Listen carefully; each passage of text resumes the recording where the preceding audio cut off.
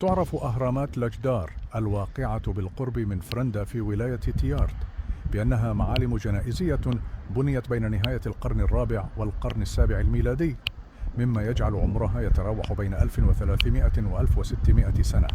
ومع ذلك تشير بعض المصادر المحلية إلى أن عمرها قد يصل إلى 5800 سنة، حيث يعتقد أنها شيدت حوالي 3800 سنة قبل الميلاد. هذا التفاوت في التقديرات يعكس اختلاف الآراء حول تاريخ بنائها، ولهذا تعد فرندا مدينة عريقة تضرب جذورها في أعماق التاريخ، حيث احتضنت حضارات متعاقبة تركت بصمتها في معالمها الأثرية، مما يعكس مكانتها كمركز ثقافي وحضاري عبر العصور.